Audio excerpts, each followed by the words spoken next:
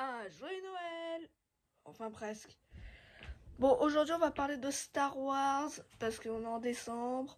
On a fêté l'anniversaire de Star Wars 8, de Rogue One. J'allais dire de No Way Home, mais c'est pas du tout Star Wars. Mais bon, bref les gars, vous avez compris. Mois de décembre rime avec anniversaire des Star Wars de Disney. Sauf Solo. Enfin bref. Donc aujourd'hui je vais parler de mon Star Wars de cœur, tu vois, mon Star Wars préféré de toute la vie. Star Wars 9, l'ascension de Skywalker. Et je vais le défendre face au youtubeur MJ Fermella. Donc juste avant de commencer, je tiens à dire que ce n'est pas un clash. C'est pas du tout un clash. C'est un échange d'avis. Voilà, je donne mon avis sur son avis. Mais il n'y a rien de méchant. MJ, c'est un youtubeur que j'adore. Et sur d'autres de ses vidéos, je suis d'accord avec lui. Comme sur sa vidéo sur Star Wars 7 ou sur Star Wars 8. Ou si critiques abusives sur le MCU ou encore d'autres trucs. Mais je suis juste pas d'accord. Mais il n'y a rien de méchant, c'est pas un clash. Je donne juste mon avis et un avis constructif. Donc on va commencer tout de suite. Le film a été fait dans une optique d'annuler énormément d'éléments du 8 et du 7. Ouais, parce que comme je l'ai expliqué dans ma vidéo sur la nostalgie du remake de la Force, le 7 et le 8 sont logiques entre eux. Du coup, si tu trahis le 8, tu trahis aussi le 7. Tu trahis toute la postlogie. Et du coup, le film devient le X-Men 3 de la postlogie, une destruction de tout ce que la trilogie avait mis en place. Et ça, même Shapiro l'a compris. Et ce mec est un gros con. Rien que le personnage de Hux. L'espion, c'est moi. Quoi? J'admets que j'avais bien aimé sur le moment le fait qu'il soit devenu un espion de la résistance et qu'il fasse ça juste pour pourrir Kylo Ren. Ça m'est égal que vous gagnez. Tant que j'assiste à la chute de Kylo Ren. J'avoue, j'ai bien rigolé. Mais en y repensant, ça n'a pas de sens. Ça semble avoir du sens par rapport au 8 où il montrait des signes de haine envers Kylo Ren, oui, mais ça n'en a pas par rapport au 7 où Hux était le plus dévoué serviteur de la cause du premier, car aucun mystère n'est laissé intact, alors qu'on connaît J.J. Abrams, il aurait laissé du mystère même si c'est le dernier épisode. On trouve même pas vraiment ses personnages, mis à part le trio principal. Kylo Ren n'est plus la boule de colère qu'il était pendant 2 films. Hux, comme je l'ai expliqué, n'est plus le même personnage que dans le 7. Même Maz, alors certes, j'ai été impressionné quand j'ai découvert que Maz dans ce film était un animatronique. Mais du coup, j'ai compris pourquoi je la trouvais si bizarre dans ce film. Elle n'est plus la petite vieille caractérielle qu'elle était dans les 2 précédents films. Parce qu'elle ne pouvait pas physiquement l'être, vu que c'est de l'animatronique et non une créature en synthèse. Je veux dire, on retrouve même pas le côté fan de Star Wars de J.J. Abrams. Alors en gros, MJ dit que Star Wars 9 a été fait dans une optique de contredire Star Wars 7 et Star Wars 8. Alors je ne suis pas d'accord. Voilà, je ne suis pas d'accord. On est dans une continuité de The Last Jedi. Donc là, par exemple, tu prends l'exemple de Hux. Donc on va commencer par Hux. Tu dis en gros que Hux est plus cohérent avec l'épisode 8 qu'avec l'épisode 7. Mais c'est normal parce que Star Wars 9 est la suite de Star Wars 8. Hux a évolué dans Star Wars 8. À la fin de Star Wars 8, il n'est plus le même qu'à la fin de Star Wars 7 parce qu'il y a eu une évolution du personnage. Donc c'est normal que Star Wars 9 reprenne Hux, le Hux de la fin de l'épisode 8, plutôt que celui de l'épisode 7. Enfin, c'est logique. Alors, après, ça montre aussi que les 2 réalisateurs ne se chamaillent pas, mais là, tu le pointes vraiment comme un défaut. Non, c'est normal. C'est comme reprocher à un adulte d'être plus proche d'un adolescent qu'un bébé. Enfin, c'est normal parce que en fait, c'est croissant, une évolution. Une évolution, c'est croissant, donc il n'y a pas de retour en arrière. Je trouve ça logique. Le personnage de Hux, il est logique avec Star Wars 8. Dans Star Wars 8, le premier ordre est chamboulé, Kylo Ren prend le pouvoir, et voilà, le premier ordre ne correspond plus à la vision que Hux en avait. Donc Hux trahit le premier ordre, et puis il veut faire une sorte de coup d'état. Il collabore pas vraiment avec la résistance. Il veut juste dégager Kylo Ren. Mais il veut prendre. Je pense qu'il voudrait prendre le pouvoir. Il est pas 100% contre le premier ordre, tu vois. Il est juste contre Kylo Ren parce qu'il a toujours été jaloux de Kylo Ren. Donc non, le personnage de Hux, il est très cohérent. Et puis c'est normal qu'il soit plus cohérent avec le 8 qu'avec le 7, puisque Star Wars 9 est la suite du 8 et enfin direct du 8, mais indirect du 7. Enfin, vous m'avez compris. Après, d'autres exemples en vrac, genre Luke, qui dans Star Wars 8 jette son sabre, et là le reprend. Je prends l'exemple de Luke parce que tu l'as pas développé, mais tu l'as mis. Bah, en fait, c'est normal. Enfin, dans Star Wars 8, Yoda, il dit ça à Luke. Mais ce que tu as appris, la puissance, la maîtrise, mais la faiblesse, les folies, les échecs aussi, oui, l'échec surtout. Le meilleur des maîtres, c'est l'échec. Voilà, Yoda lui fait une leçon sur l'échec. Du coup, il prend conscience de ses erreurs. Il dit j'avais tort. Alors, il avait pas tort sur tout le fond, mais il avait tort en fait de rester sur l'île pour y mourir. Il avait tort d'avoir lâché les bras. Après, ça ne change pas le fait qu'il avait raison sur le fait que les Jedi étaient trop orgueilleux, qui pensaient représenter la lumière, etc. Mais ça, Star Wars 9 ne l'a pas contredit. En fait, quand Luke il dit j'avais tort, c'est juste quand Rey a dit bah je vais arrêter le combat, je vais rester crevé sur l'île, voilà. Donc ça, Luke avait vraiment tort et c'est logique avec l'épisode 8. Yoda lui fait la leçon, donc Luke a appris et il transmet. Et justement, il transmet ce qu'il a appris, ce que Yoda lui a demandé dans l'épisode 8. C'est la fameuse 3e leçon que Luke n'a pas donnée dans l'épisode 8. Donc non, on est vraiment dans une continuité, c'est une continuité. Et ça, il y a beaucoup de gens qui ne le comprennent pas. Le 7, le 8 et le 9 sont dans la même continuité. D'ailleurs, il n'y a pas très longtemps, je me suis regardé la postlogie en beach-watching. Ouais, j'ai fait ça, je suis vraiment fou. Je suis vraiment fou, je n'explique pas. Et voilà, pour voir si vraiment les films étaient cohérents. Et surprise, oui, ils sont vraiment cohérents. Quand tu les regardes tous d'un coup, et que du coup, tu as vraiment tous les films bien en tête, bah, il n'y a rien qui te choque. Parce que le 7, 8, 9, c'est vraiment une continuité. Comme le 4, 5, 6, comme le 1, 2, 3. C'est une vraie trilogie. Après, j'avoue que des fois, ça essaie de se rattraper aux branches. Que tu sens que ça n'a pas été prévu dès le début. Mais la trilogie originale aussi, donc... Et au final, dans les deux cas, ça donne quelque chose de cohérent. Donc, même s'ils essaient de se rattraper aux branches, au final, ça fait quelque chose de cohérent. Enfin bref, on passe au prochain point. Les parents de Rey, le 7 disait que Rey doit arrêter d'attendre ses parents car elle ne les reverra jamais. Dans le 8, on explique qu'ils étaient personne. Et dans le 9, En fait, non. ses parents sont bien personne.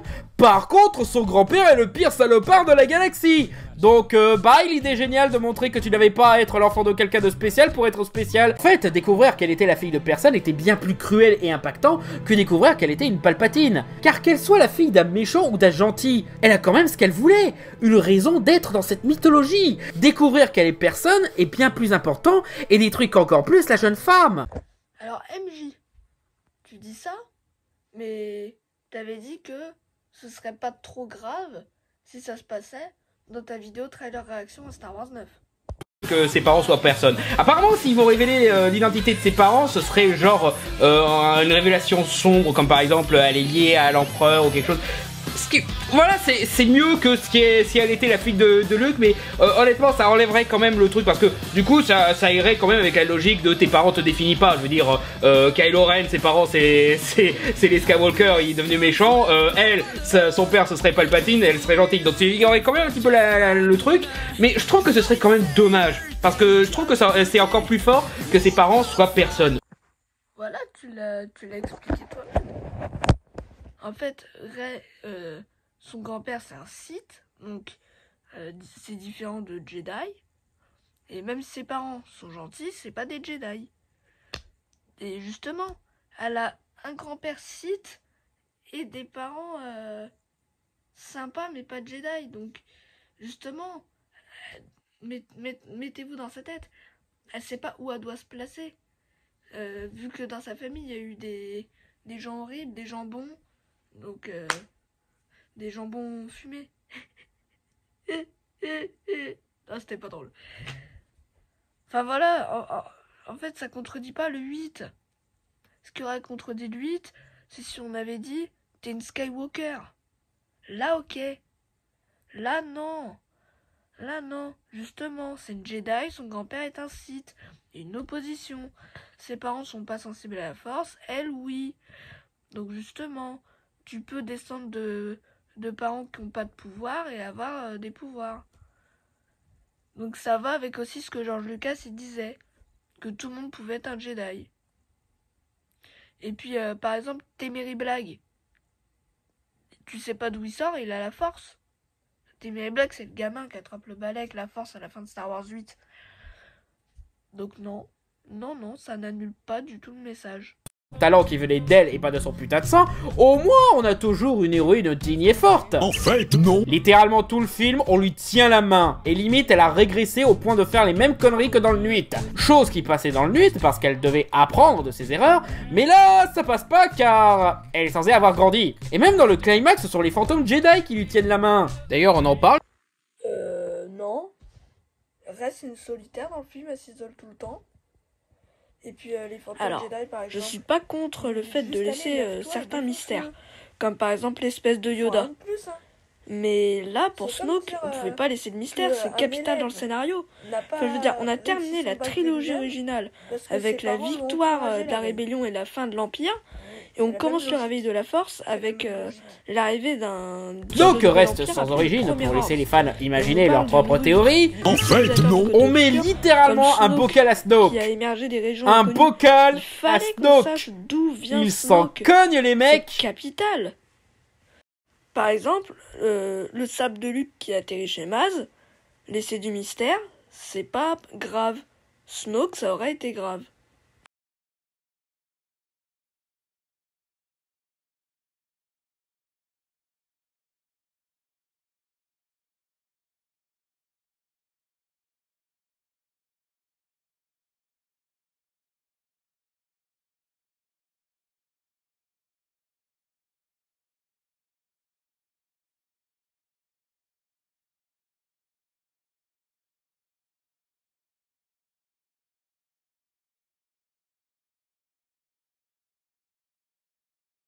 Kylo Ren est devenu le leader suprême, a décidé de détruire toutes les reliques du passé et de ne plus servir qui que ce soit, et plus rien ne peut le ramener dans la lumière. En fait, non. À peine qu'il a décidé de détruire les choses du passé et de ne plus être l'esclave de personne, voilà que passe Palpatine et direct le gentil toutou s'écrase, remettant donc le personnage au même stade où il était avant même le début de l'épisode 7. Je vois même pas pourquoi il accepte si facilement de servir Palpatine, quoi, parce qu'il a une armée super puissante? Je suis le leader suprême de la galaxie, connard, tu ne sers à rien. Au pire, je te bute là et je récupère l'armée, hein, ça a déjà bien marché une fois. Oh, et il redevient gentil après la mort de sa mère, aussi.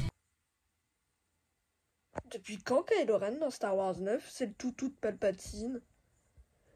Mais au contraire, justement, il veut l'entourlouper comme il a entourloupé Snoke, pour avoir encore plus de pouvoir. C'est même dit dans 2 scènes, il le dit clairement. Palpatine veut ta mort. Tu sers un nouveau maître? Non. J'ai d'autres projets. Je t'ai tendu la main. Ce que Palpatine ignore, c'est que nous sommes une dyade dans la Force. 2 qui ne font qu'un.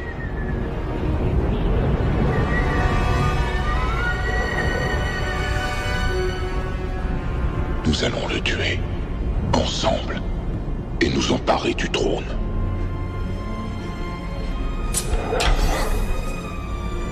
Le film reprend carrément l'histoire de Knights of the Old Republic. Non, vraiment, une armada Sith cachée sur une planète qui n'est sur aucune carte. Le seul moyen de la retrouver est de chercher des bouts de cartes antiques qui amènent à un voyage sur plusieurs planètes. On découvre les origines sombres du personnage sans passé qu'on suit, et à la fin, le héros arrive à ramener son amour dans la lumière. Tu vois, ça c'est le même genre de critique débile qu'il y avait à l'époque de l'épisode 7.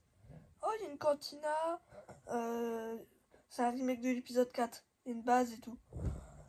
Mais il y a 10 000 histoires de Star Wars, soit dans l'univers étendu, ou même dans Un Nouvel Espoir, dans Le Réveil de la Force, où les personnages doivent récupérer une carte, un plan, un machin, pour aller trouver quelqu'un ou péter une base ou un truc comme ça.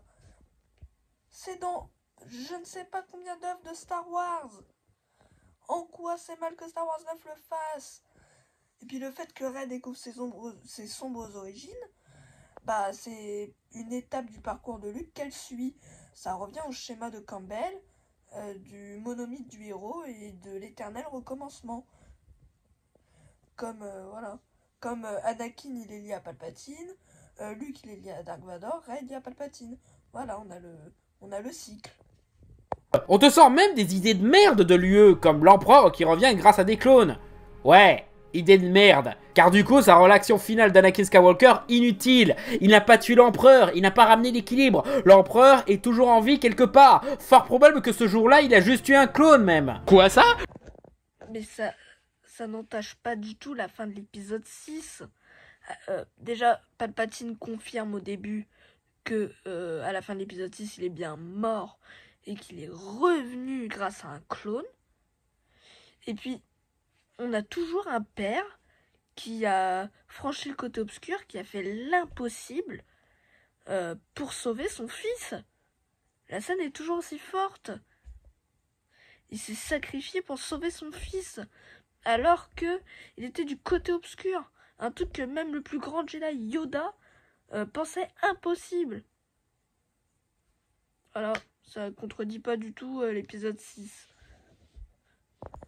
Et puis même le fait que l'empereur revienne grâce à des clones, bah ça permet aussi d'avoir encore une fois le schéma de Bruce Campbell, le fait l'éternel recommencement, le cycle, parce que du coup Palpatine est le méchant des 3 trilogies. En plus, J.J. Abrams a dit que l'idée de faire revenir Palpatine dans Star Wars 9 venait de George Lucas. Voilà, donc le fondateur de Star Wars a dit de faire ça. Si ça, c'est pas une preuve que c'est pas incohérent avec la trilogie originale. Et je rajouterais même que, bon, ok, on n'a jamais vraiment su ce que c'était l'équilibre dans la force. Mais d'après ce qu'on dit de 8, c'est l'égalité entre l'obscurité et la lumière.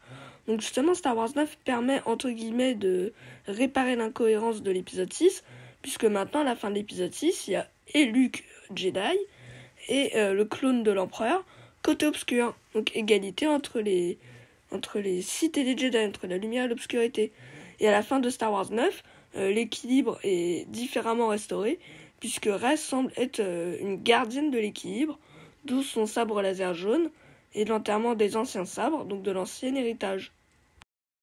J.J. Abrams n'aurait jamais donné une rédemption à Kylo Ren, ou en tout cas pas une aussi radicale. Il aurait fait comme Rian Johnson, le faire collaborer avec Rey, comme Jack collabore avec Locke, Kirk collabore avec Cal, Ethan collabore avec Musgrave et Davian, mais au final rappeler que c'est un trou du cul. Bah c'est cohérent, parce que dans le 7 on a un personnage qui se cherche, qui est tiraillé entre la lumière et l'obscurité. Dans l'épisode 8, il s'enfonce certes dans l'obscurité, mais il y a toujours des signes de lumière, comme quand il n'ose pas tirer sur sa mère, ou quand il est avec Rey, on voit bien qu'il y a encore de la lumière en lui.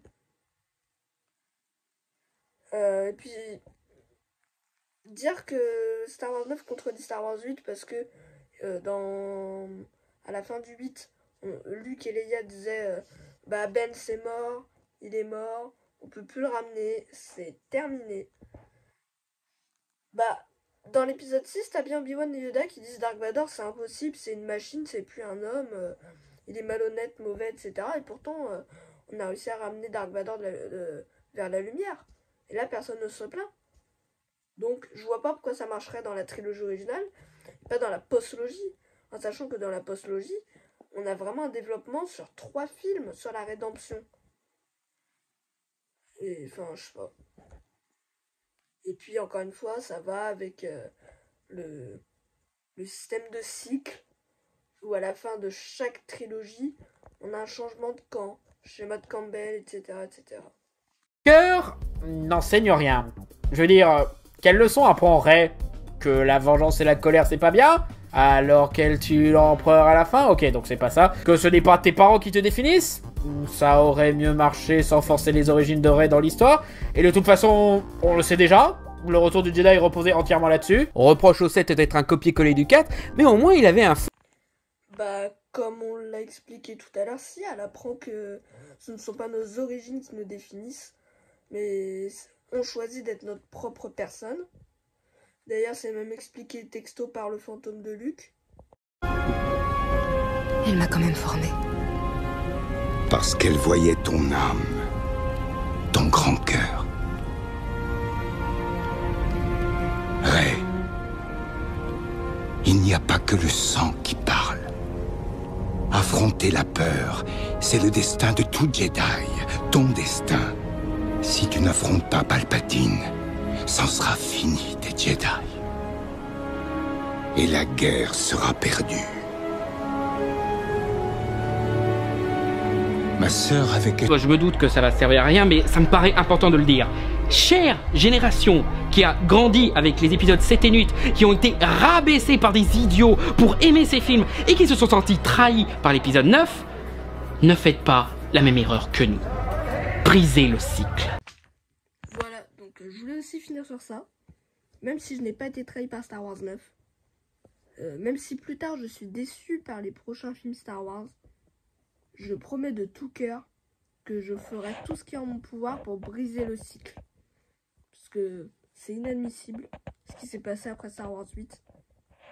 Donc moi qui ai grandi de mes 8 ans à mes 12 ans avec la postlogie, et la postlogie étant encore une trilogie qui me suit aujourd'hui et que je regarde régulièrement, je briserai le cycle.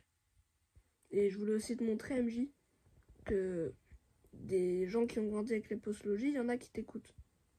Donc ton message n'est pas inutile. Je briserai le cycle. C'est ainsi que se finit cette vidéo. J'espère que ça vous a plu. Et encore une fois, ce n'est pas un clash. C'est juste un échange d'opinions. Je ne prétends pas avoir la vérité. Voilà. Je ne prétends pas avoir la vérité du tout. Enfin bref, sur ce, je vous laisse. Joyeux Noël si jamais je refais pas de vidéo d'ici là. Et salut!